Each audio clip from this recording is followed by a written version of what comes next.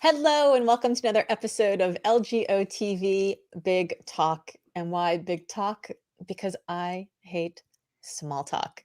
My guest today is, well, she's not just a big talker, she's a big builder. Cara Brookins is best known as the mom who built her own house using YouTube tutorials. So I don't know what you're learning how to do watching YouTube. I mean, I learned how to try to bake some bread over the pandemic, didn't do a very good job.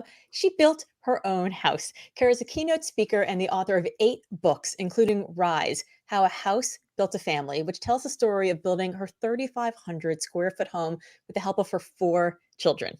Cara's story went viral in more than 75 countries and has been viewed more than 2 billion, with a B, 2 billion times. Cara's programs inspire audiences everywhere to set and reach crazy big goals. So Cara, let's talk about building your own house. Did you just wake up one day and you're like, I know, I'm going to build a house? How did this even occur to you that you could do? It kind of started like that. And I know how insane that sounds now, but at the time, it seemed like a perfectly logical solution to a whole host of problems that my family had. And it really did start with that, just like, hey, let's Google a few things. And I didn't go into Google and how to build a house. That is not how it started. I had gone through a really tough time with my kids. I have 4 kids and had gone through a really bad domestic violence and stalking situation for more than a decade. And the kids and I were in a tough spot financially, emotionally, and we needed a place to live. We were about to lose our house. I had a great job, so I had a good start. And it started with me just looking at like cheap houses. Like, let me just find a cheap place to live. What's a cheap way that we can get through this? And YouTube was a brand new thing. So when I started looking cheap houses, one of the first things that came up was a video of how to build a wall. And it got me, just like how to bake bread. I mean, it was just like that, except, a field and mud and 2x4s instead of my kitchen. So That was the only difference. were you always handy? Like, were you always fixing things around your house as it was? Or did you see this video and then you were like, you know? Kind of. I mean, I was always handy. The kids and I had been DIY people. I would say that. My parents were too. So I had used a lot of tools, but it was on a much smaller scale. We made our own earrings, we made necklaces. I had done some art. I had at one time built a bookcase from scratch, primitive small things. But I think the important thing is that I had used tools. I wasn't afraid to pick up a drill and try something. There were only a few tools that we used during construction that I hadn't used on some small scale before. Just hobby tools. And that's what we built the house with. It was like the Home Depot Ryobi hobby tool. We didn't have like construction tools. Yeah, I have a construction project going on outside my window right now, ironically, with like people that I'm paying to do it because I did Oh, not yeah. think I could do it myself. So I'm having this conversation with you literally as I'm looking out my office window at these licensed experienced Right. contractors using very professional tools. So Uh-huh. the thought of you being like, I'm going to build this house and then I'm going to move my 4 kids into it and we're going to be safe when you start. So, I mean, aren't there like, don't you have to have like licenses for like plumbing and construction Oh, and contracting, or like, how did you like?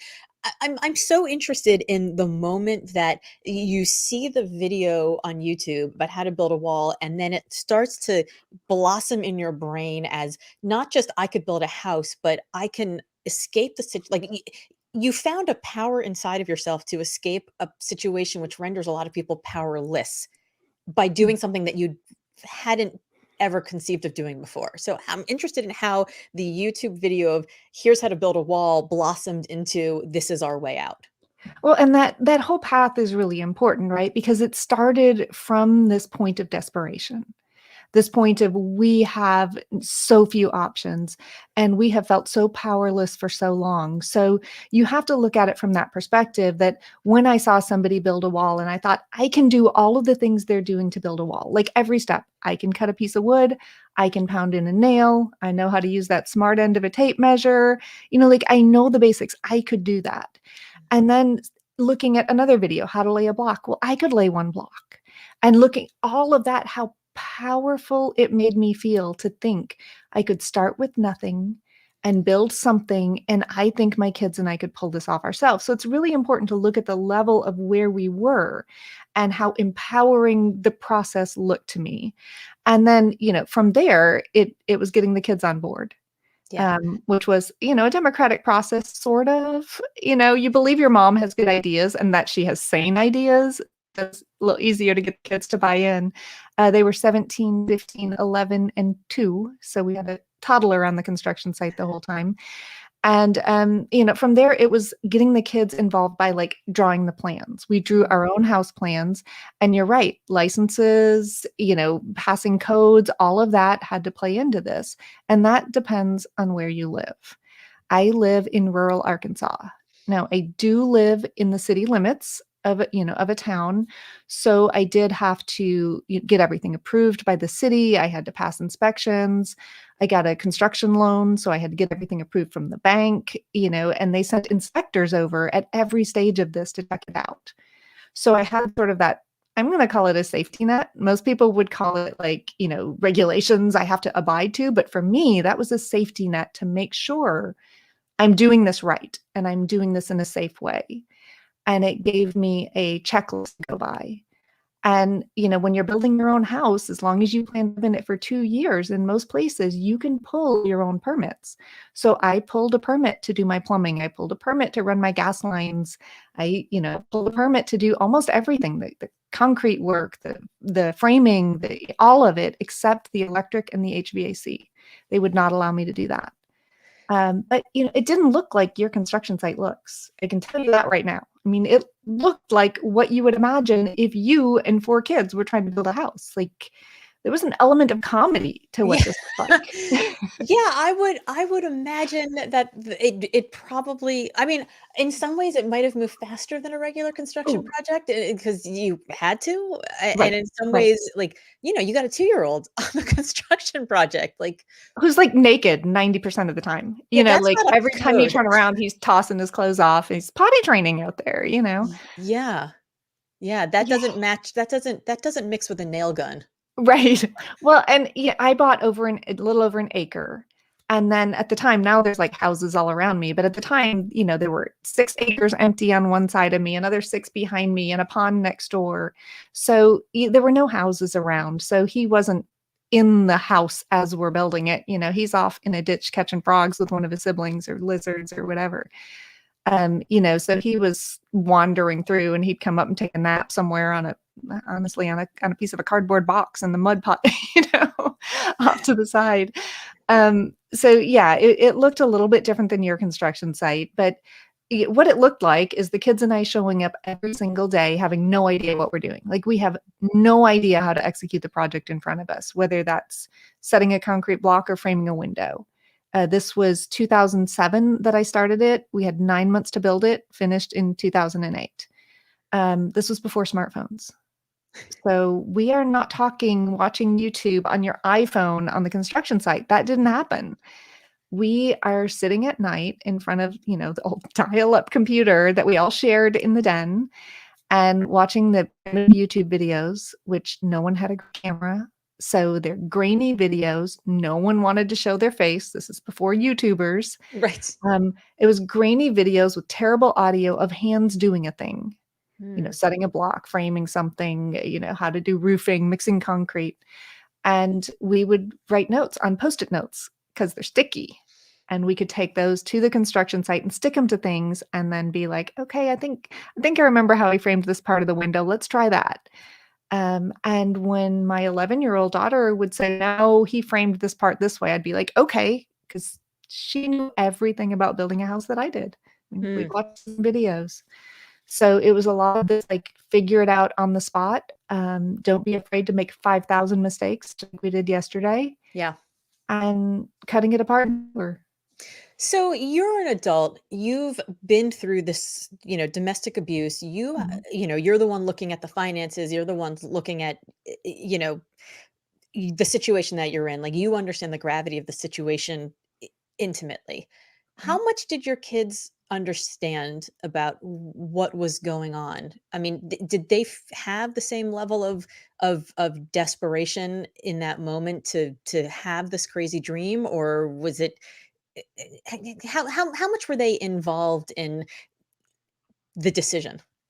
Of course, there are varying degrees based on age, right? Sure, the 2-year-old doesn't have as The much, right? 2-year-old, he The is he 17-year-old is misses given nothing. permission to stomp in every mud puddle he sees. He is living a dream. Yes. Who gets to do that? So he is as can be.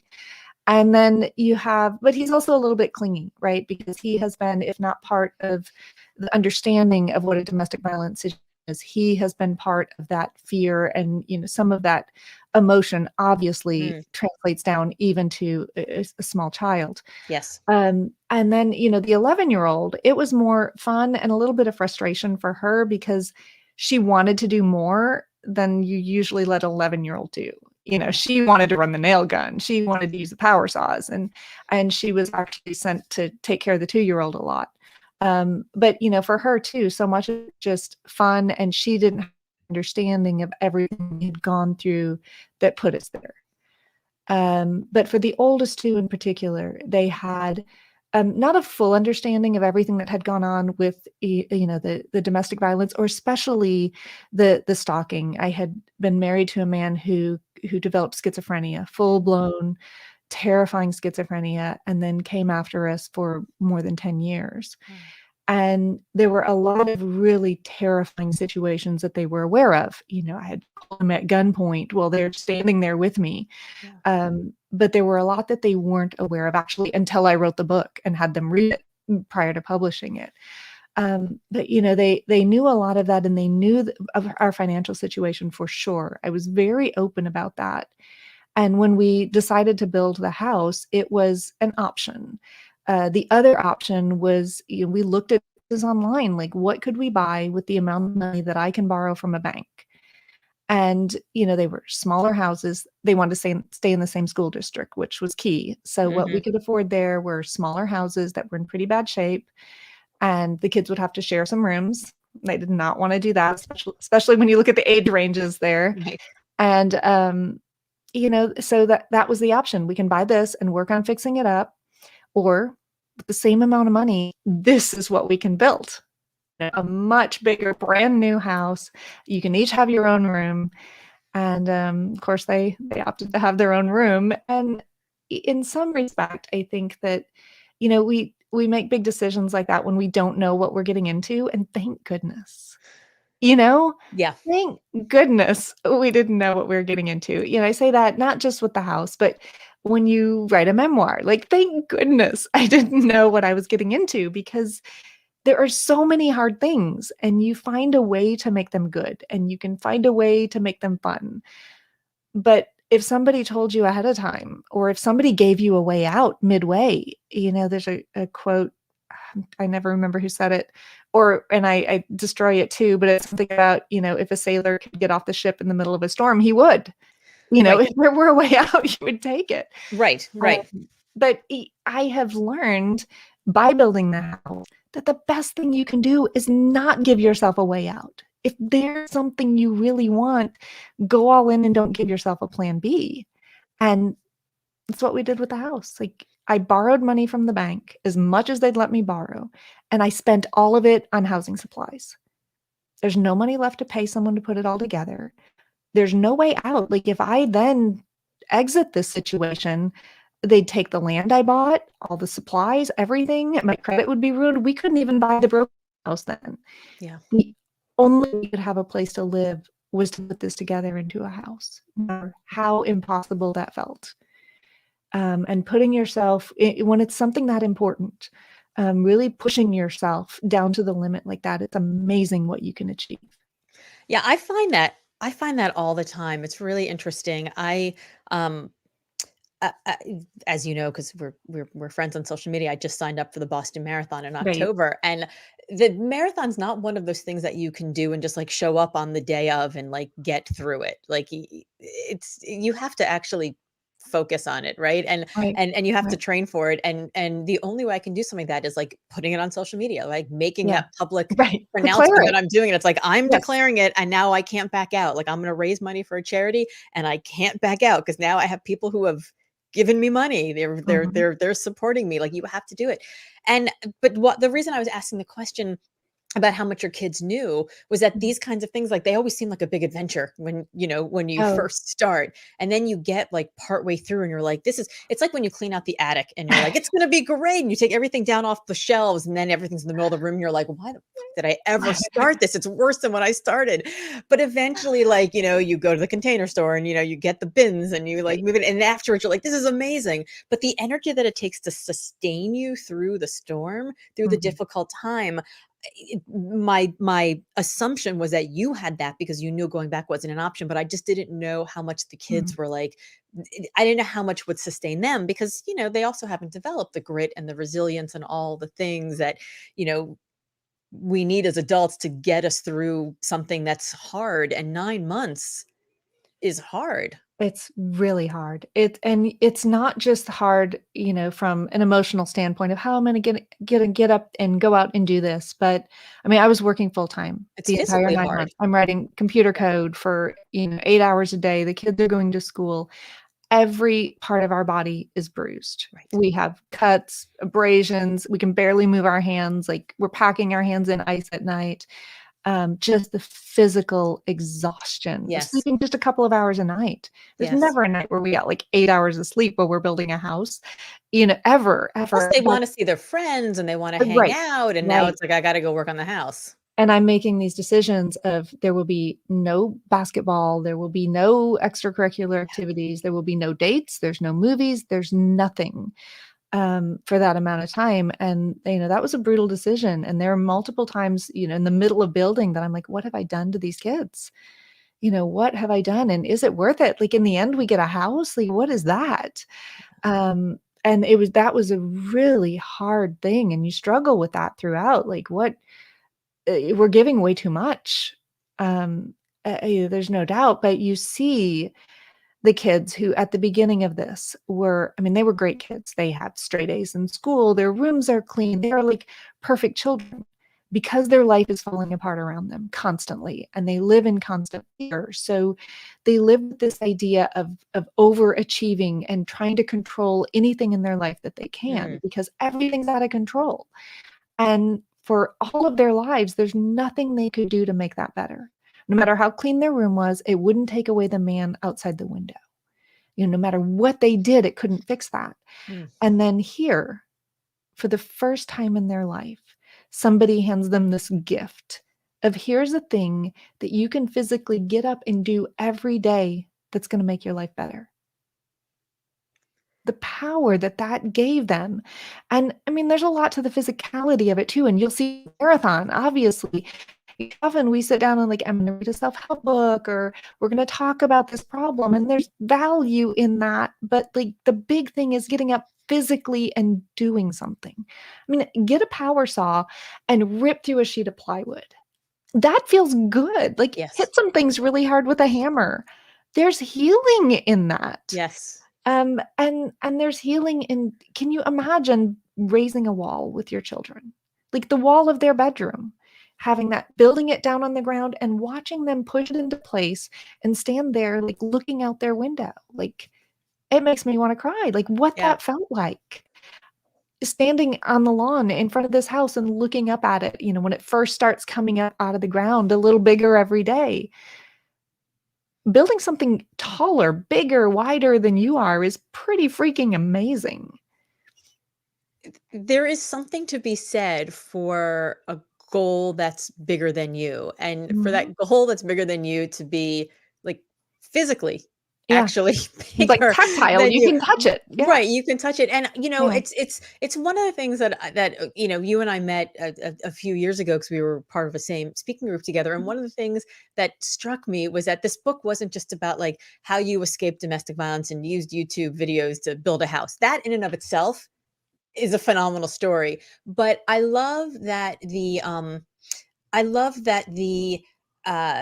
subtitle of the book is How a House Built a Family. I think that's such a beautiful thing because the actual coming together in my family, we do a weekly meeting where we have a weekly family meeting every weekend where we start with this like family values and we talk about a value that we all Mhm. hold dear, and then we do an airing of gratitudes where we sort of go around and like give people shout outs for like trying hard things or cleaning the dishes or like picking up your brother or like whatever the thing might be. And then it's like, where's everybody what day and who's picking up who on what days and what are we going to have for dinner? And then there's airing of grievances, which is like where shit gets real, right? That's what people talk about, like the thing that somebody did that pissed them off.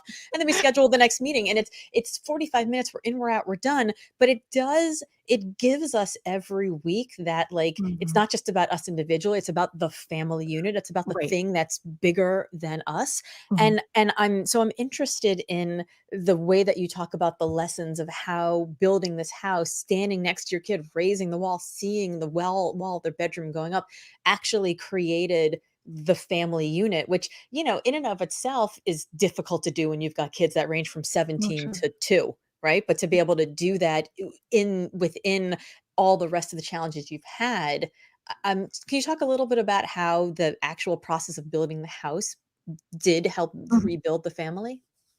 Yeah, before we built the house, like I said, my kids were great kids. I wouldn't have had any complaints about them, and I would have even told you before that, like, "Yeah, we're really close." But there was this surface level closeness to it, and Yeah. I think that we have this idea that when people go through trauma, they pull close together. Like, doesn't that bring you so close? No, it Yeah. does not. What trauma does is throw your brain into survival mode. And so Mm. everyone in the family is just trying to make it through that day. You're just trying to literally, I'm trying to keep these kids alive one more day. And that's my goal every day. So you're not digging any deeper into like the things that you're talking about at the family meeting. It's all Right. just surface level, just keeping all the plates in the air kind of stuff. So we Right, which didn't, can look like intimacy it can, sure. in the moment, but it doesn't actually develop intimacy. There's so much that you're leaving out about understanding the underlying parts of Yes. that person as a Yeah. human. And we didn't know that. We didn't know we didn't have it until we got out here to build the house. And, oh, those first 2 months in particular were brutal. Brutal at first because, like, we're realizing what the heck we've gotten ourselves into. It's freezing cold. It's December and January, which even in Arkansas it gets below freezing. It's cold. Right. We're building everything like, when we first started drawing the house plans, the kids and I were literally picking out, like, curtain fabric and paint color. I get out here, and it's gonna be, like, months before we're even, like, up Uh-huh. out of the mud above the ground. Like, we've got trenches and rebar and mud and literally chest deep in holes to build this foundation, and because of a lot of things that I didn't know how to do in plumbing, I'm hauling all the water from my neighbor's pond, which is right outside my library here. That's how we built the foundation, hauling pails of water from a pond, so we're doing everything wrong Yeah. and trying to figure out how to do it, and the kids and I start learning how to communicate with each other, Mm. and we start learning, like, what each other's skill sets are, so they know when to rely on who does the geometry, who does the physical labor, which at first I was the strongest person on the construction site. Obviously, 15-year-old boy caught up with me pretty quickly, Thank and God for then 15-year-old boys. right, right. We we were all pretty ripped out here, but dang, he really he really built up. We're like admiring back muscles, so I wish I could have held on to that.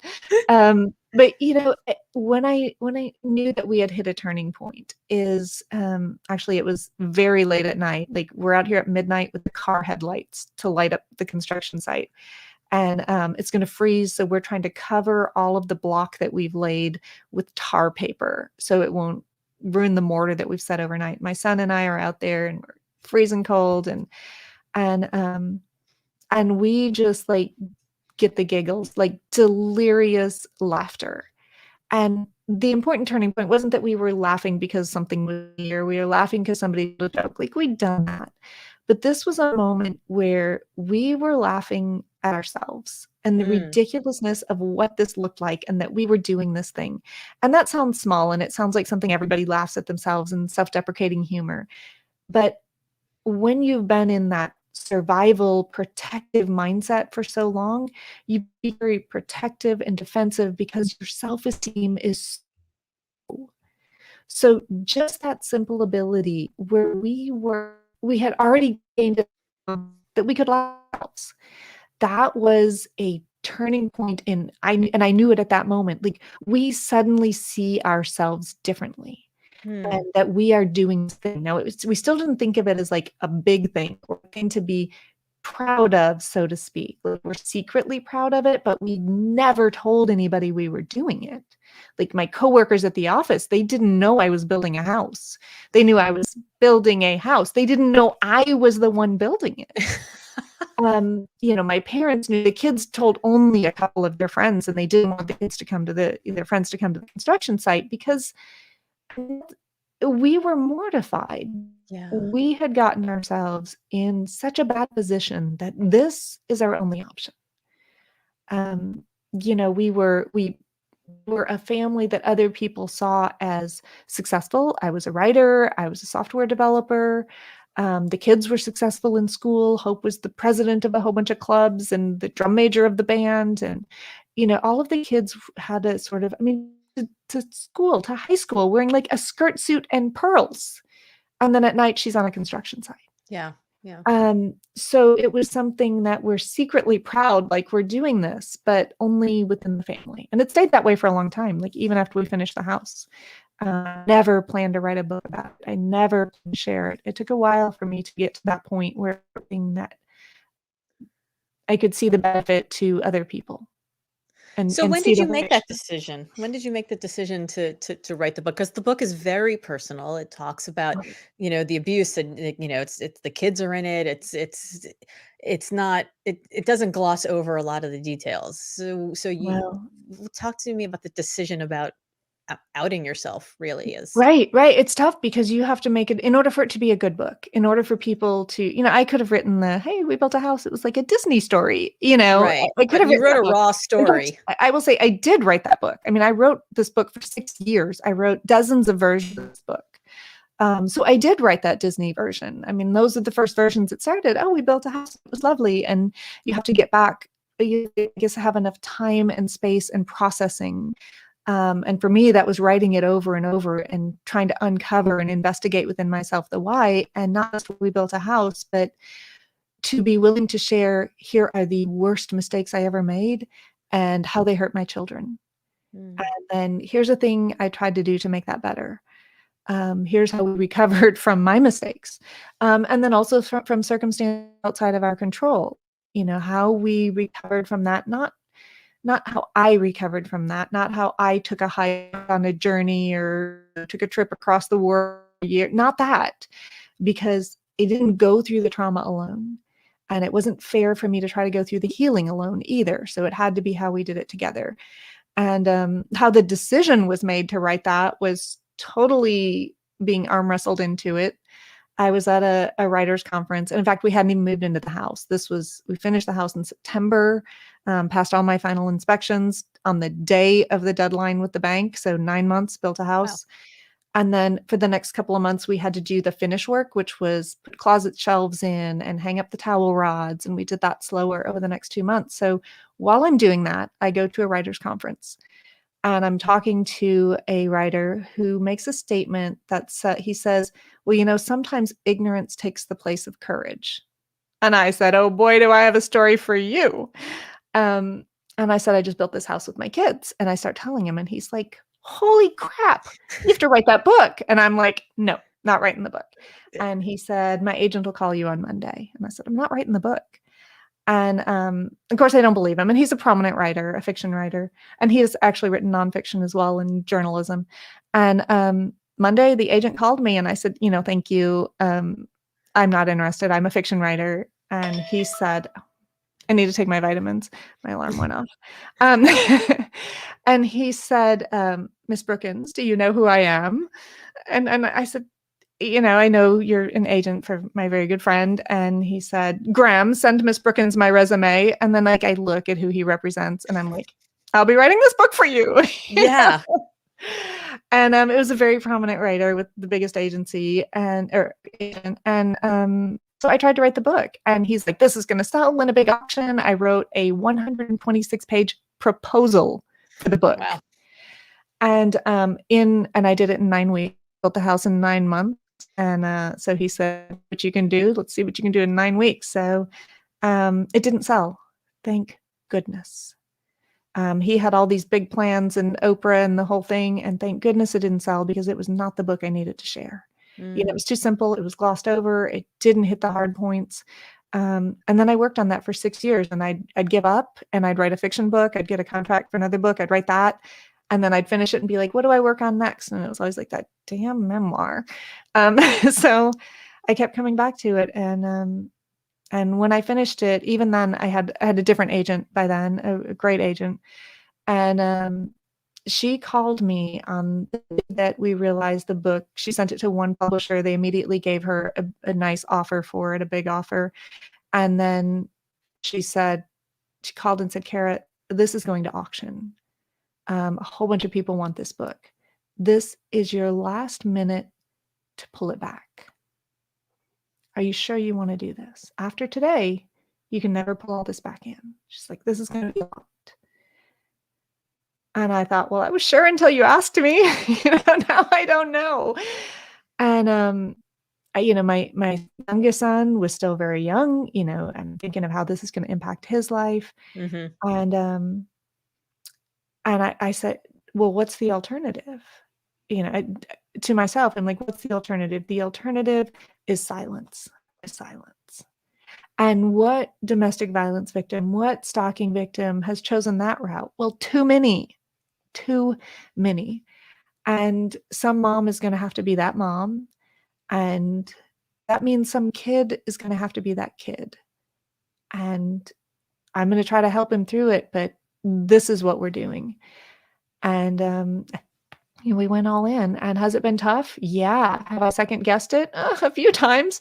But there's no put back in the bottle. And have I always been able to turn it into something good? Yeah. And not something good for me always. And I don't say that like a martyr because I don't feel that way. But sometimes it's tough to get up on that stage or sit in front of an audience and think I have to share those parts. Like I have to start with the beginning of the story, and that's hard every time. And in order for an audience to go there, I have to go all the way there. And and I sometimes think, couldn't I just get up one time and like skip that part? Like just go for the good part? Like, wouldn't that be fun? But then you get off the stage, and even if you get the feedback there and that's fantastic, but then you go home and you're exhausted and you open your email and there are those emails from that person on the other side of the world. So often that is just like, here's where I am. And here's what you said that just changed my life forever.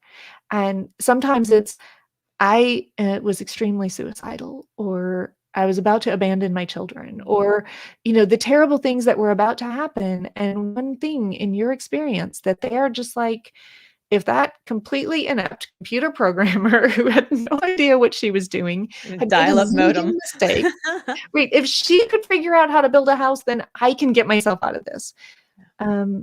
Because it's not something that I was like to do or succeed at.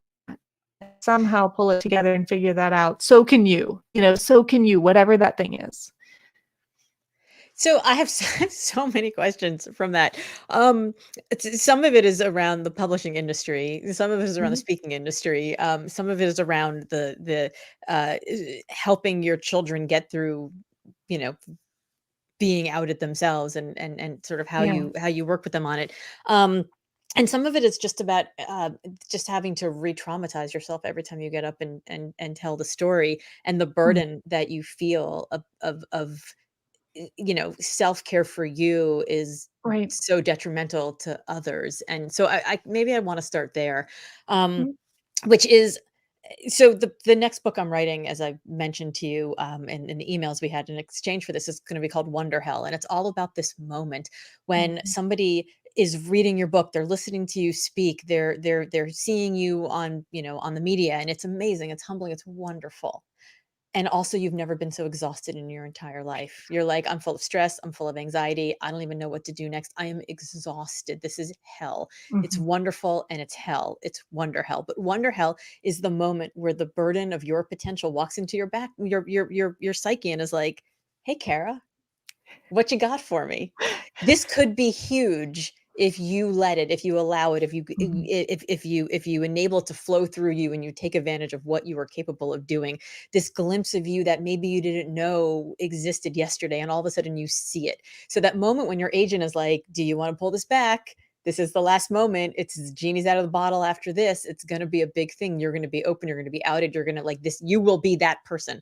Your Yeah. kids will be those kids forever and ever. Amen.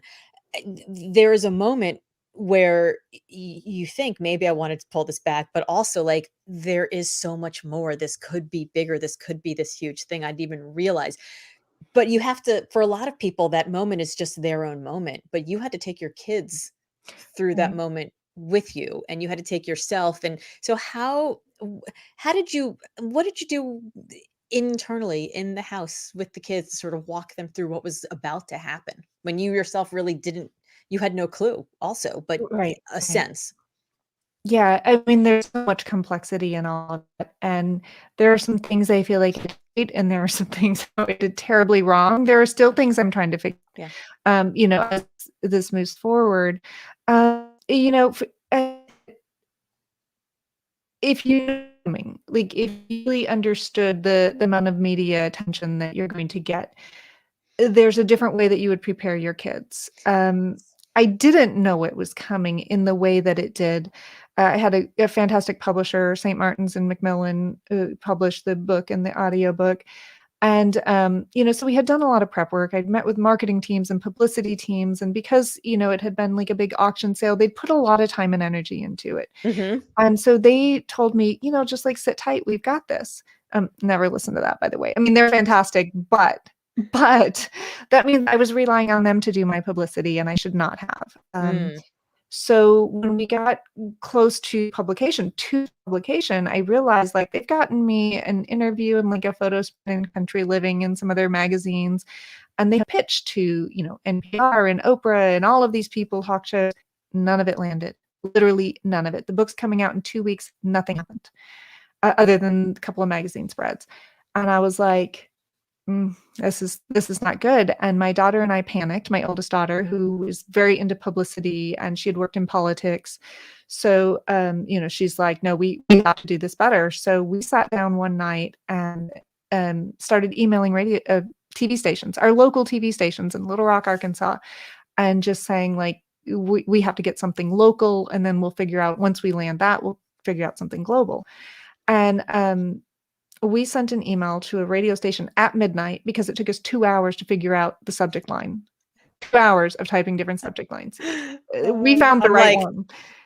You know how feeling that the is. story. Yeah. You're like, this, and oh my God. Switching And out, then they listening did to this. like Yeah. local mom Bill's house with YouTube. And that was the subject line. The next morning I get a call and I said, oh, and here's where it all started. The house is open for interviews. Like, it's open. You can like come in, thinking like somebody would call and schedule. I mean, the book comes out in 2 weeks. Like, we've got time. And they call me the next morning and say, we're on our way to your house. And I say, well, I'm like at the office 30 minutes away, and there's laundry and dishes and, like the kids are at school. Can you give me an hour? And they're like, that's max. We can give you an hour max. So they get everybody home. And long story short, that thing aired that night, a little segment through our house with a local reporter. It wasn't even a great segment, but they put it in an AP press repository, and every station in the country played it that night. Wow. We didn't even watch it. Like, we did not watch it at all because we don't have TV. We have like Netflix, but we don't even have like an antenna on our TV. So we didn't even watch a segment. We're like, it's local. I'm glad that worked. Let's go do something else. Right. It's like a comedian who tries out material like in a local club. That's exactly what we felt all like. of a sudden We it's used like, that analogy. Like, we're just going to practice with the local people, and then that's what lives forever. The next morning I go to the office. My cell phone rings as soon as I get there. I'm early. Get to the office at like 5:30 in the morning. And I have like a local radio station. This is Heather in DC. You're live on the air. We got your phone number from your daughter's ex-boyfriend's roommate. I'm like, oh, great. Do a little radio interview as I'm like getting my coffee and I'm setting up in my office, and radio's fun, energy, and I'm having a good time. And while I'm talking to them, like, my desk phone starts ringing, and that's really early for my desk phone to start ringing. And it says CNN. And I'm like, wait, what? wait, what? And I'm still live on the air and I'm like muting my phone and then CNN and I'm like, what's going on? I pull up my email and it's like People Magazine, Cosmopolitan, ABC, NBC. And I'm like, okay, something's happening. And I'm telling you all that to say, like, we didn't have time to prepare. Yeah. And we didn't know how to manage this. And we didn't have a team telling us how to manage this. So I left the office. I finished this interview and I'm like, guys, I got to go. I've got a couple of calls coming in. I wrap up that interview. Couple calls. Yeah. And I don't know what's happening yet. And I go home and my daughter quits her job to manage this. My oldest daughter, and it was a nice job. So it was a high stress. We're trying to figure out what to do. That's how supportive the kids were. First, they had all moved home. My son had quit his job in Denver to move home for the book release, just so they could be with me for a couple of months for the book release. My daughter lived like 75 miles away. She moved home, my youngest daughter, and my oldest daughter moved home and then quit her job once this hit. So what we thought we were getting ready for was just a quiet book release that we would all be together for. And we weren't going to get a lot of media. We would try after out. And then instead, 2 weeks before the book came out, we got global attention. And my daughter sat in the room behind my library and scheduled 30-minute segments day and night because, again, this was global. So we were doing Good Morning Indonesia. And we had news crews through the house from around the world. And completely unexpected the way that hit. And then I was flying to do shows. And so preparing the kids for that, there's no way you can do that. There's no way. My youngest son, pulling him out of school because YouTube and Google have shown up at the house. And you think that would be cool for a kid in middle school. It was cool for him because he wanted to be a YouTuber and had a YouTube channel. And then he wanted to be a producer because he watched all these film crews come through and what the producers did. And I'm bullied in a really, really extreme way. Because having YouTube show up at your house is something you're going to get bullied for, whether it's jealousy or if kids don't understand. And even when he would start being very silent about that at school and not sharing, the teachers are like, oh, I saw your mom on, Harry Connick Jr. show or whatever. There's no way for him to hide from that. So it was very, very hard for him. And in the middle of that, you're trying to figure out, I did not set my business up for this. All these people are coming through my house. I'm making no money. They're making money. It's costing me money. I'm buying flowers and arranging the house for media, and I'm getting no work done. Right. And neither are my kids. My kids are taking off from work. They're taking off from school to do interviews, to get exposure. And what does 2 billion hits on the internet get you if you're not set up for it? Well, exposure is something people die from, is what I started telling people when they're like, you get so much exposure. I'm like, so what? I literally have more exposure than you could ever ask for around the world. And, if your business is not set up for that, then the only thing you get is crashed websites. Yeah. So you're getting all this attention and people are visiting your website, but it's not got like the course or like lead gen or like buy this thing from me or whatever. Nothing. So you're really a novelty. I don't even have like a YouTube video set up where like I can get YouTube. Ironic. Right. Oh, right. I have nothing set up anywhere that anyone can give me money for or that I can get literally nothing. In fact, even speaking, I was just learning that speaking was like something that people did full time. I didn't know that until long after this. Yeah. My publisher, Macmillan, has an in-house speakers bureau, which most publishers don't have, only a couple do. So they had said, like, do you want to be part of this speakers bureau? And I'm like, sure, I can talk about writing all day long, even though like I am very much an introvert. I had never wanted to be on a stage. In oral communications class in college, I stood up and wept. I cried because I could not handle being in front of an audience. Yeah. And I was a writer and a programmer. I was behind the scenes keyboard girl, not stage girl. And but they're like, talk about your book. Yeah, I can do that. I can talk about writing.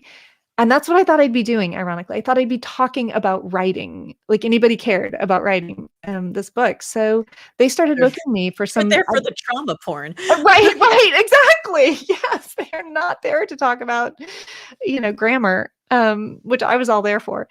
So, even before the book came out, they had booked me for an event, a local event, because at that time I was doing a zillion interviews at the governor's mansion here in Little Rock. And I did that event, and I mean, it went fine. I think they were all happy. But then I realized at that moment, like, speaking is a thing and I am not prepared for it. And I have to learn a lot really fast because Mm. people want me to do this. And that's how I literally just accidentally fell into that. And then who knew, a couple years later it'd be my full-time job. And I love it. Like, who thought I could ever step on a stage and say, I can't wait to do that. And that I would miss the stage now, just Yeah. because, for a million reasons why getting up there, and even when it's hard, sharing that story and watching people's faces and lives change, watching their direction change. I mean, it's you can't put a price tag on that. It is one of the biggest surprises that I found, is that most of us speakers are introverts, and people are like, "How could you be an Yeah. introvert? You get on stage and you talk to 1,000 people." And I'm like, "Yeah, but they don't talk back." Like, I don't have to interact with them. I mean, like, they say their lines in the conversation, and I pause on stage to let them do it, but they say them inside their heads. Like, I don't have to, like, yeah, like, humanity, awesome. Individual humans, sometimes not awesome, right? So it's like, but one of the biggest surprises to me, once I got over the fact that there was actually a job where people paid you to get on stage and Right. speak, that was like, I was like, "This what? Right. This is a job?" Like, I can, after 20 years of being in consulting and, being in the deliverables business, I'm like, Mm. I can just fly somewhere, get on stage, speak, pick up a check, and fly home, and I don't owe you a report after. Tell me more about this great job. But I mean, you made that sound a lot easier than it is. It's a lot of work No, to it's do a that. ton, right, it's a ton of work, it's a ton of work, but, it's sort of, I tell people, like, the difference between value and price, right? Like, the price is what it's gonna cost to get me on the plane to go out there to fly and Mhm. give the speech. The value is the 25 years of work that I did, that I Right. then leave on stage and tell the Yes. audience about. So, like, yeah, it is a ton of work, and there's a ton of preparation, and even now, like, with Yes. COVID, sitting here with, like, we were talking before about, like, being your sound guy and the light guy, and like, you gotta Yeah. do all the It's like things. a one-man band, like, you're Oh my pushing gosh. buttons and doing everything all at once, and, ugh. It I is. just did my first day, since COVID, I went to California and did a big event in Pebble Beach, which was amazing to do this again. Um, and just the idea that it was like somebody pinning a microphone on me, and, like, then I could walk away, and if something went wrong with the sound, it was their fault and they had to deal with it. And Yes. the lights, it's just like the light pe I've always been thankful for them, but never as much as this last event. Oh Yeah, I my was saying goodness. that the house pets have been the real winner of COVID, because we're Yeah. all home all the time, but I think the AV guys will be and the men and women Oh, will be the right. post-COVID winners. We're gonna be like, "You're the best. Thank you so much." Okay, so everything's coming at you. This is you're like, all of a sudden, like, "Oh my god, this is a thing. What do I do? How do I backfill?" Right? Like, I gave the first talk I ever gave, it was a TEDx talk to 2,600 people, and all of a sudden, then I got asked to speak, and I was like, "Oh my god, this is a job. What do I do?" Yeah. And then I was getting on stages with people who were, like, getting paid, 10x what I was getting paid, and I was like, "Well, I wanna be one of them, and they Right. all have books, so I should probably get myself a book." So I wrote a book, and then all of a sudden, I ended up, getting national media, and then I was in the same place where I was, like, backfilling foundation under the house I'd Yeah. built, right? That I Right. could, I mean, funny example to use with you, but I Perfect, was like, perfect. "Wait, I just, like, I have to, like, there's no, like, people are coming to my website." And I did stupid things, like, I Mhm. created an assessment where I was like, "People wanna learn how to be limitless, so I'll create an assessment that goes deep into, like, what's in their way and how to get unstuck and all these things." And that assessment was 67 questions, and I will Y tell you, You are so me. nobody will Yeah, take a 67 question right, that assessment. is It took me so me. years to be like, people want 4 questions, and now Yeah. it's like my4questions.com. There are 4 questions, that's it.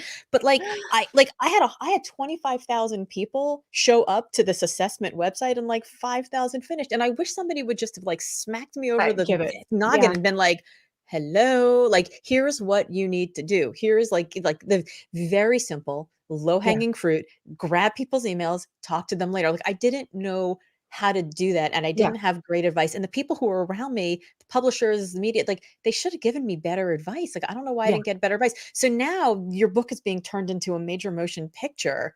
Are you like, "I got Well, it, I've got the," or is it still, did it COVID was before COVID. okay. So we ran into right at the very beginning of COVID. Of course, nobody can film. I mean, we had gone a long way through it, and Hollywood is up and down anyhow, so anything can Right. happen through the process. But great producers who's done a ton of major motion pictures. I had, we working on the casting. I got to hang out with Nicole Kidman. We're I mean, Nicole emailing Kidman is gonna play you I in the know, movie? right? Like, That's pretty cool. yeah, she was, in fact, when we wrote the script, I co-wrote the script with Angelo, who wrote some of Will and Grace, and she did like a bunch of movies for Jennifer Lopez, and I mean she's fantastic. So I learned a lot about script writing, like crash course, and The scene very, with you. very surreal experience to write a screenplay about your life. Yeah.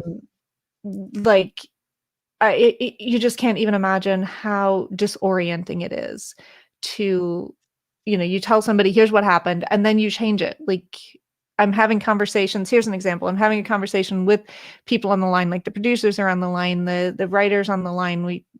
And I'm talking, they're like, okay, Cara, we need a scene that interjects this kind of emotion. And I'm like, oh, okay, I've got one. We're building the house, and this happens, and I do this, and then I do that, and then I have to switch, because now I've switched to like fiction screenland world. Now we're not what happened, but what could happen in the screenplay. And then now Cara does this, and you see what happened there. Now I'm third person. Cara does this, and Cara does this, and then Nicole could do that, and then Nicole could do this. And you're like, you get off the phone, and you're like, holy crap! I was just 4 different people in my own head. And I don't even know what reality anymore, or what actually happened.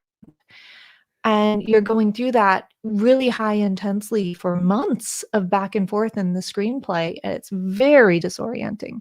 But it was a fantastic screenplay in the end. We got a great studio. And again, we're working with casting and trying to set everything up. And then COVID hit. And everything just comes to a screeching halt. Nobody can film anything. Nobody can produce anything. It's just dead. And then, of course, you have all of the cast and producers, and everybody starts they have other projects that they work on. The option expired over COVID, the option on the film. So nobody has an option on it anymore. And I didn't renew it. I haven't pursued it anymore. We actually also, at the very beginning of COVID, we were starting a TV show. We'd worked with my oldest daughter and I hosting a TV show. And we were working with Lionsgate, and then we switched to another producer. We filmed a sizzle reel we finished the sizzle reel after we were in quarantine, thinking we'd be in quarantine for 2 weeks. Remember when we all thought that? Yep. And we have a gimbal, and my son's following us down the street, finishing the last of our sizzle reel so we can blast it out and be ready to go in 2 weeks when quarantine's over. That option also expired over COVID, never going into production, because we couldn't go into people's houses. It was like a home improvement meets self-improvement kind of show, HGTV style hosted show. So all of that came to a screeching halt. And for the first time since all of this started, I own the rights to my story, because I had optioned all of that out and paid a tremendous amount of money to entertainment attorneys just to keep my right to tell the story on stage that I no longer owned. Wow. Because when you sell your life rights, you don't own that story. It does not belong to you. Other people can merchandise it. Other people can sell your image. They can do whatever they want. And you can't sell your image or merchandise on your name because you don't own it anymore. So just to protect a few of those rights cost a tremendous amount of money, more than I was paid for the film option. It more than I was paid. And then it never happened at this point. Now, can I re-option that? Can I go back and do some of those things? I can. Do I want to? I don't know. Yeah. I don't know. It's really tough. It's really tough because, again, it's not just my life. It's representing my children, not in the way I want to, but in the way Hollywood decides to. Yeah. And you can take some things out. Like you can say the kids cannot do drugs and there cannot be graphic sex, and there can be like a few things, but there's only a few things they'll give you. Yes. And they wouldn't give me those things. Like I couldn't pull those things out. They can do whatever they want with me. So it's just real. And I maintained some control as a co-producer, but I learned very quickly. It was like pat me on the head kind of control. Sweetheart, thanks for the idea. Yes. Yes. Um, and it not only did I, would I lose control of it very quickly with the other producers, but once it was assigned to a director and then you get the whole cast on, they can modify on the fly and the cut can represent you and your children in any way they feel like it. I hate this story and I love this story, and I'll tell you why. When my youngest son was 9 years old, he had a blog post. Honestly, he was just kind of a super lazy thinker and writer when he was in elementary school, and I was like, okay, we can we can push you a little bit more. And he was really into like fashion and food and restaurants, and he was just like he's just always joie de vivre like runs through him like blood, I and love he's it. just and so I was like, well, you should just blog about stuff. So he would post. We create a little blog called Junior Sartorialist, and he would like we go to a restaurant, he'd like write about like who had the best Oh, fanciest high tea in Boston and stuff like that. yeah. And instead of saying it was amazing, I'm like, no, give more words. Like, why was it Mhm. amazing? Like, you can't just say it's delectable and it's scrumptious, but like talk about, like, I was like pushing him to like work a Yeah. little harder to like find the right, to be more precise with his language. And I'd post these things on social media just so like grandma would see them. But Oh. I was running the Boston Marathon that year with our mutual friend Tamsin Webster, who Oh, yeah. happened to be the executive producer of TEDx Cambridge at the time. And she came running up next to me at like the end of like a 20-mile run, and she was like, "Hi, I'm Tamsin." And I was like, are you like an elf? Like, who, like, are you real? She can say Are you like, 'cause she had like her little like pixie so haircut. I'm much like, are you energy and like, yeah. like a little, like a fairy from the sky? Like, who, I'm like, am I hallucinating? We've been running 20 miles. And she's like, hey, I've been seeing the posts of your son's blog online. And what do you think about him doing a TEDx talk? And I was like, Oh my what? goodness. So he did it, and it got a ton of attention I didn't and know that. international press and all this stuff. And then we got a call from, I think it was like the Conan O'Brien show, who wanted him to come on. And I was like, I'm no. I said no, and he was 9 years old, he had just turned Right. 10, and I, Yeah. like, for years was like, "Did I make the right decision? Did I not make the right decision?" But I think they would've, like, novelty acted him, and they would've Yeah. cut and edited in ways that, like, made him seem like he wasn't, and I didn't know how that would affect him. And so this idea that, like, controlling, like, there is this, like, the story that you tell yourself or the story that other people think about you, and then Right. we there's a whole psychological study that I read a few weeks ago about how this like reflected self, like we are not who we think we are, and we're not who someone else thinks we are. We're Right. who we think they think we are. Mhm. So to have that big giant question mark hanging over your kids Yeah. about how will they Yeah. be reflected, and can I protect them, and should I do this, and is that important, and does like how does this work? I mean, the story, I'm feeling the story, I'm feeling the pain for you in the story, and also Yeah. I'm like, "Yes, I get that. I Yeah. totally get Right, where and you you can were." never put it back in, right? Like, Right. this is how you will be seen and how your children will be seen for the rest of their lives, no matter who you are or what you do. That Yes. image of you, whether it's well done or poorly done, it will be it. And, I to, Frank Abagnale, who we Yeah, both yeah, have the yeah. same agent, Catch Me If You and Can, right. yeah, Yeah. yeah, yeah, and so he and I spoke at the same event, and I had a little talk with him, about film, and he wasn't involved in that film. It wasn't about him, it was about the FBI agent, and he had no part of it. Nobody met him who was in the film until after it was finished, Hmm. and that was intentional on their part and also his, but it's still just to meet the man and talk to him and see the image of him, Leonardo DiCaprio, and then the real him and what different things they brought to the table. And that no matter what he ever did in life, he would always be perceived and compared to the Leonardo DiCaprio version of himself. And that became, and again, remember the just sort of disorientation of talking about yourself in third person and having a different person be you. Here's a way to kind of think of it too. When you sign a contract for the film to come out, you have to agree that you will do no media, no speaking, you will appear nowhere. And I got it down to 3 months before and 3 months after the film release. Oh, because the theaters want the producers want people to think of Cara Brookins is Nicole As Kidman. They right, don't want right. confusion. You are not yourself. Like Never let the facts get in the way of a good story. you would be competing. There are two versions of you that are going to compete with each other. Mm, yes. And we also, when we And they were want the to sell reason fantasy. right, Right. And that we also couldn't have a TV show, was not allowed to come out until after the film release. So when we were trying to do the TV show, we didn't go into full, planning with the TV show until after the Interesting. film contract expired, because you could not have two versions of yourself appearing out there at the same time, because no actor, no actress would take that role. I would win. I'm actually me. So Right. they don't want to compete with me. It has to be after. It's just a very bizarre world to try to live in. So who knows? Like, who knows what I'll decide to do in the future? There's also the idea of, I can reach 1,000, 3,000 people at a time on the stage, but how many people could get this idea, could get this message from a major motion picture? Exactly. All at once, and so, we're talking about the tough parts, right? But there are a lot of positives, and there are a lot of ways that you can, it's not something that, especially with a nonfiction, it's not something I was going to make a lot of money out of, but would it advance your career in ways endlessly, and your children's, if they wanted to use that in some way for the rest of their lives?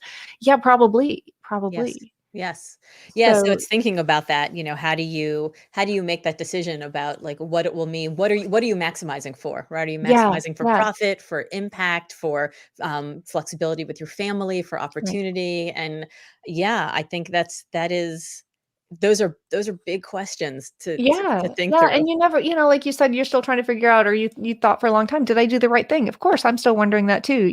Do I do the right thing? And when I asked the kids, like, I wasn't making any of these moves. Like, we didn't publish the book, and all the kids approved of it. There were things they asked me to take out with the first versions, and we didn't. We made sure, except the youngest, he was young, so he didn't read it until after it was published. Mm, But, they had to kind of sign off on it. And that was easy for them, because we didn't think of it being big. We're like my dad and two other people are going to read it. yeah. It's just for Yeah. us. It's Yep. like a family story for us, is how we're thinking of it Yep. when I was writing it. Because I'd published other books. We know how hard it is to sell books and to get Yes. people to read them. And, it was the same way with the film. But then everything was different with the film, because we had so many film producers, so many TV producers. I mean, 57 TV producers reached out to me to do a show, 57. And I had to interview all of them and go through all of that. So there were a lot of people who wanted this. And by then we'd already gone through media, and we had some idea what it was, right? We knew a little bit about that life, and we knew a little bit about Hollywood, and it's not pretty. Mm, Hollywood is not pretty, and it's hard to work in that world. yes. And so by then, when the kids are making that decision, though, like, should we do this? Like, should we do a film? They have to sign away, not their life rights, but they have to sign a paper in order to make this happen, even the youngest at that point.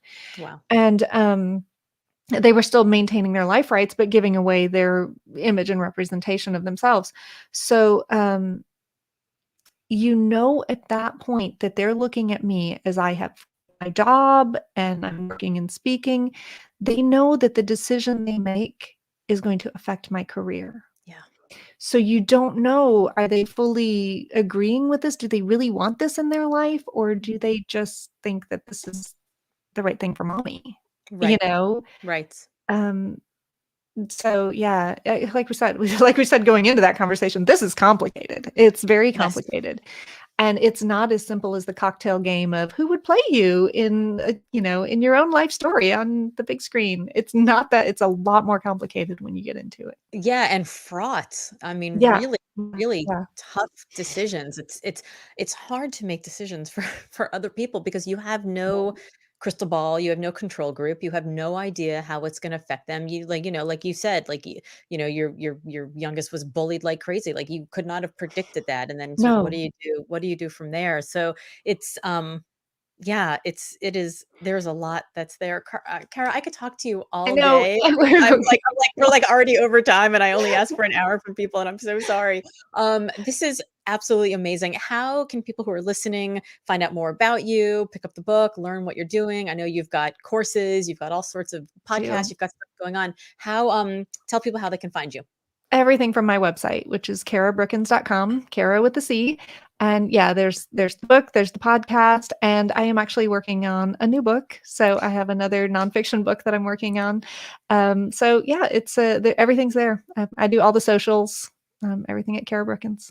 Fantastic. And if people are like, I don't know, man, she's like, she says if she can do it, I can do it. I mean, she could build a house. Like, what's the one thing you tell people if they want to, if they're like, they feel like they're stuck and they want to get moving today? What's your one tip for people who are listening? Oh, set a big goal and just start. It's just taking that first step. We talk about beginner's luck, and it's all, just that idea. If you begin, you'll be lucky. So step right out there and take a step. That's fantastic. Thank you so much for spending time with me this morning. Thank you, Laura.